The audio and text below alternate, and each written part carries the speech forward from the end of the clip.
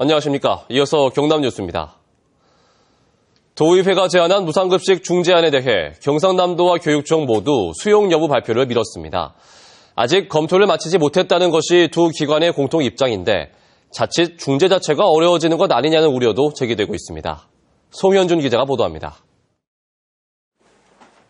무상급식 중재안에 대해 경상남도와 교육청 모두 수용 여부를 밝히지 않았습니다. 경남도 교육청은 소득 수준을 기준으로 급식 대상을 선정하는 방식에 대해 부정적이라고 밝혔습니다. 그러나 학부모와 교육 관련 단체의 의견을 수렴해 수용 여부를 결정하겠다는 입장입니다. 좀 더 시간을 가지고 우리 학부모님들의 의견을 좀 더 들어서 최종적인 저희들의 입장을. 경상남도는 더욱 조심스러운 반응입니다. 교육청의 수용 여부를 확인한 뒤에야 각 시군의 입장을 들어보겠다는 겁니다. 교육청의 최종적인 결정을 보고 시장구수 정책회의를 열어서 도의회 중재안에 대한 수용 여부를 결정하겠습니다. 이런 가운데 학부모 단체들은 잠시 중단했던 집회를 다시 시작하고 지난해 수준의 무상급식을 실시할 것을 요구하고 나섰습니다. 단 한 명이라도 눈칫밥 먹거나 누구의 자기의 모든 것을 드러내면서 밥을 먹어야 되고 그렇게 하는 것은 어떤 상황이라도 인정할 수가 없습니다. 경남도청과 교육청이 무상급식 중재안에 대한 입장 발표를 사실상 무기한 연기하면서 무상급식 중단을 둘러싼 논란은 앞으로 계속될 것으로 보입니다. KBS 뉴스 송현준입니다. 한때 황금알은 낳는 사업이라던 도시 재개발 사업이 부동산 시장이 가라앉으며 골칫거리가 되고 있습니다.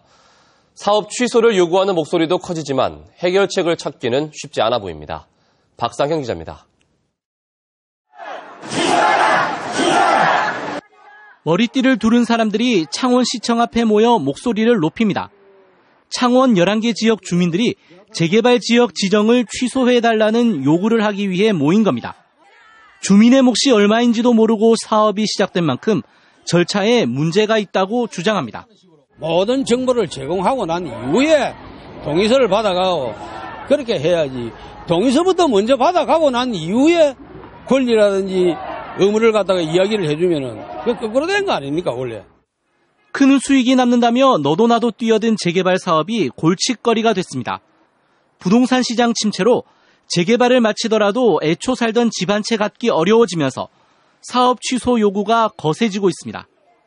심지어 철거 작업이 시작됐지만 재개발에 반대, 이사를 거부하는 주민들도 있습니다.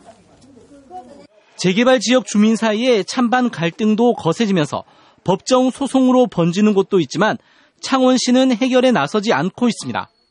법에 명확한 규정이 없는 상황에는 저희들이 이거를 조합 인가를 취소를 한다든지 아니면은 정비구역 지정을 취소할 수 있는 그런 방법은 행정에서는 하기 어렵지 않느냐 이렇게 생각합니다.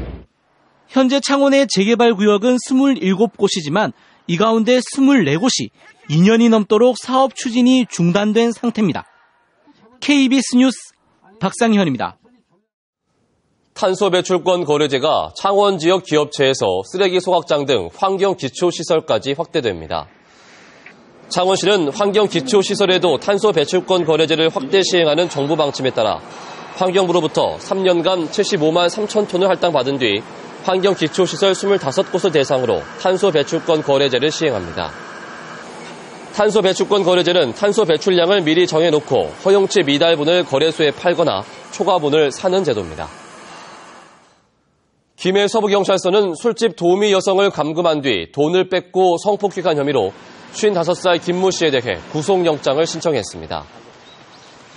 김 씨는 지난 20일 오후 8시쯤 김해시 대청동의 한 술집에서 자신과 만나주지 않는다며 거래업체 종업원 2명을 시켜 술집 도우미 47살 A씨를 4시간여 동안 감금한 뒤 현금 700만 원을 뺏고 다음날 자신이 운영하는 회사에서 A씨를 불러 성폭행한 혐의를 받고 있습니다.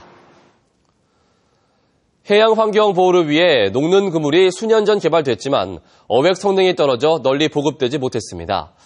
최근 열처리 된 새 어구가 개발돼 환경도 보호하고 어획고도 높이는 일석이조의 효과를 누리고 있습니다. 김계예 기자입니다. 청정해역 남해안의 바닷속을 들여다보니 그물이 어지럽게 엉켜있고 떨어져 나온 통발이 가라앉아 있습니다. 수십 년이 흘러도 썩지 않는 이런 나일론 어구를 대체할 생분해성 어구가 지난 2007년 처음 개발됐습니다. 하지만 문제는 어획량. 초창기 개발된 그물은 뻣뻣하고 그물코가 일정하지 않아 나일론보다 고기가 덜 잡혔습니다. 연구진이 이를 보완하기 위해 생분해성 그물을 섭씨 70도 정도의 물에 15분 정도 담그는 열 처리를 했더니 훨씬 부드러워지고 그물코가 가지런해졌습니다. 실제 시험 사용한 결과 나일론이나 기존 생분해성 어구보다 열 처리한 생분해성 어구가 2배 가까이 잡혔습니다. 뜨거운 물에다가 그물을 담그는 방식이기 때문에 균일하게 그물에 열 처리가 되고 그렇게 됨으로써 그물의 성능도 증가하는 그런 형태입니다. 자망과 통발 위주로 보급되고 있는 열 처리 생분해성 어구는 활용 분야를 넓혀가고 있습니다. 트로, 저인망, 선망 등 내구 연수가 장기적인 4년 이상인 그물에 대해서 분해되는 어구를 개발하려고 하고 있습니다. 해양수산부는 성능이 개선된 생분해성 어구 보급 확대를 위해 지원금을 현재 40억 원에서 더 늘리고 어구 생산 기반 구축을 위해 기자재도 지원할 계획입니다. KBS 뉴스 김계입니다.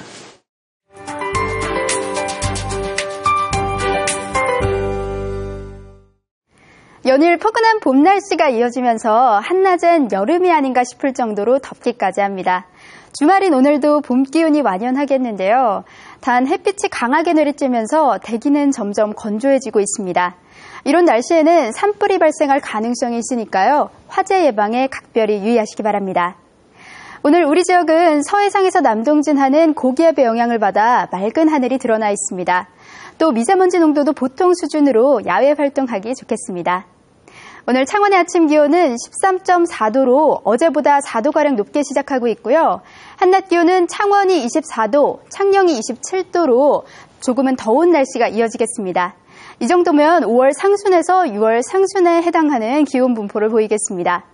서부 지역도 한낮에는 무척 포근하겠습니다. 오늘 한낮 기온 진주와 거창이 각각 26도까지 오르겠는데요. 하지만 이들 지역을 중심으로는 짙은 안개가 남아 있습니다. 특히 진주의 가시거리는 9km밖에 되지 않으니까요. 교통안전에 각별히 주의하시기 바랍니다. 오늘 바다의 물결은 동해남부 먼바다에서 최고 1.5m로 비교적 잔잔하게 일겠습니다. 이번 주말 내내 포근한 봄 날씨가 이어지겠습니다. 다음 주도 구름만 간간히 지나면서 더욱더 따뜻해지겠습니다. 기상정보였습니다.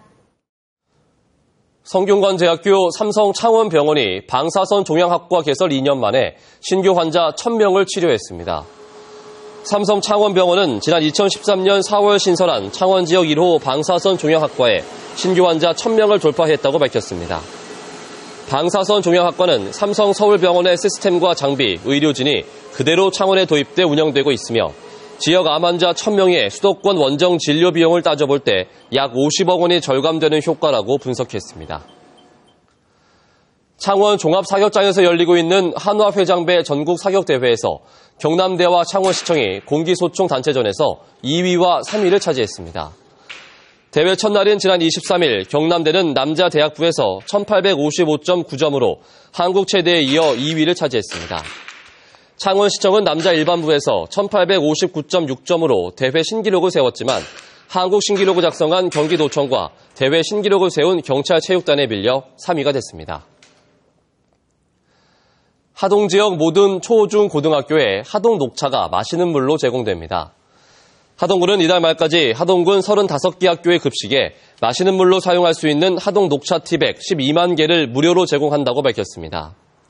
이번에 공급하는 녹차 티백은 학교에서 6개월 동안 사용할 수 있는 물량으로 하동군은 하반기엔 녹차 라떼를 공급할 예정입니다. KBS 뉴스를 마칩니다. 고맙습니다.